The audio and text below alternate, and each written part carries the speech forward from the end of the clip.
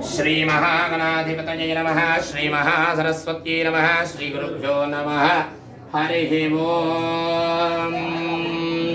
शान्तं पद्मासनस्थं शशिधरमकुटं पंचवक्त्रं त्रिनेत्रं शूलं वज्रं च खड्गं परशमभयदं दक्षभागे वहन्तं नागं पाशं च घण्टा प्रलयहुतवहं शाङ्कुशं वामभागे नानालङ्कारयुक्तं स्फटिकमणिनिभं पार्वतीशं नमामि। श्रृङ्गारासनगर्भिता नरसिका सौक्लीङ्गलां बिभ्रतीं सौवर्णां वरधारिणीं वरदुदां दोतां त्रिनेत्रोज्ज्वलां वन्दे पुस्तकपाशमङ्कुशधरां स्रग्भूषितामुज्ज्वलां त्वां गौरीं त्रिपुरहात्परहात्परकर श्रीचक्रसञ्चारिणीं स्वयंभू श्री गंगा पार्वती समेत जललिंगेश्वर स्वामिनी नमः। श्री गंगा पार्वती समेत जललिंगेश्वर स्वामी वाరి యొక్క దేవాలయము కైకలూరు ఏలూరు జిల్లా కైకలూరు మండలము గోనిపాడు శివాలయము స్వయంభూ స్వామివారు సాక్షాత్తు 15 నవంబర్ 2021 సంవత్సరంలో స్వామివారు ఇక్కడ వరదలు వచ్చినటువంటి శుభతరుణంలో అనంతరము స్వామివారి విగ్రహాన్ని ఇక్కడ ఉందని గ్రహించినటువంటి గ్రామస్తులు స్వయంభూగా ఇక్కడ ఈ యొక్క ప్రాంతంలో ఈ యొక్క స్థలంలో వెలిసినటువంటి శుభతరుణంలో గ్రామస్తులు అందరి యొక్క సహాయ సహకారాలతో ఈ యొక్క గ్రామ పెద్దలందరూ కూడా ఒక నిర్ణయం తీసుకుని ఈ యొక్క జలలింగేశ్వర స్వామిని ఈ యొక్క ఆలయ ప్రాంగణంలో ప్రతిష్ఠ అనేటువంటి కార్యక్రమాన్ని నిర్వర్తించుకోవడం జరిగింది. అది కూడా ఒక 3 సంవత్సరాల తర్వాత గ్రామస్తుల యొక్క సహాయ సహకారాలతో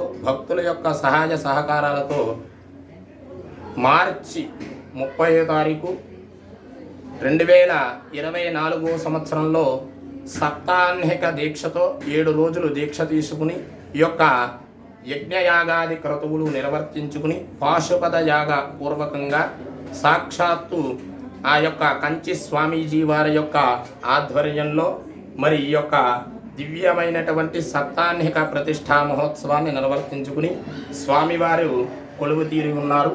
ఇక్కడ విశేషం ఏమిటంటే సాక్షాత్తు శ్రీ జలలింగేశ్వర స్వామి వారిని స్పర్శాభిషేకంగా మనం కొలువు తీర్చుకున్నాం.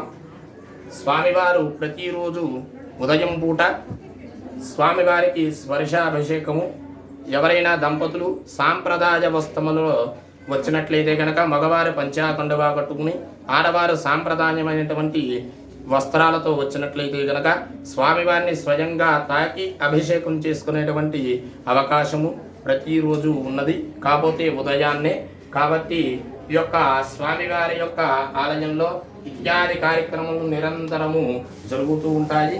అలాగే సోమవారం సాయంత్రం ప్రదోషకాల సమయంలో స్వామివారికి విశేషమైనటువంటి పంచహారతులు నీరాజన మంత్రపుష్ప కార్యక్రమాలతో భక్తులతో విరజిల్లుతూ ఉండేటువంటి దేవాలయము.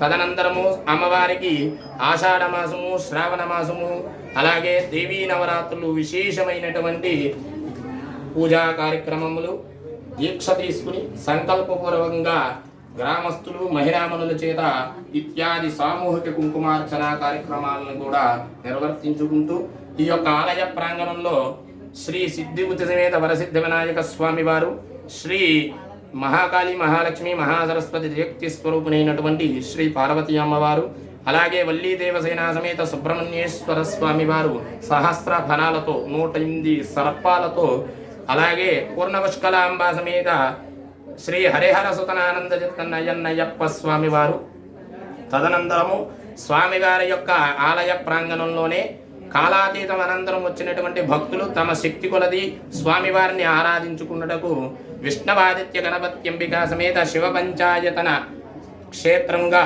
శివ పంచాయతన అవకాశం కూడా ఉంది. అలాగే ఈ యొక్క ఆలయ ప్రాంగణంలో ఆదిత్యాది నవగ్రహములు దంపత సమేతంగా వాహన సహితంగా కొలువు తీరు ఉన్నారు. అలాగే ఈ యొక్క ఆలయంలో భద్రకాళి సమేత వీరభద్రేశ్వర స్వామి వారు సాక్షాత్తు ఈ యొక్క ఆలయం అంతా కూడా సమస్త శివ పరివారంతో కొలువు తీరి నిత్యము నిత్యార్చన అభిషేకములు జరుపుకునేటువంటి ఆలయము. భక్తులందరూ కోరిన కోరికలు తీర్చేటువంటి శ్రీ స్వయంభు గంగా పార్వతీ సమేత జలలింగేశ్వర స్వామి క్షేత్రము, గోనిపాడు ఆలయము.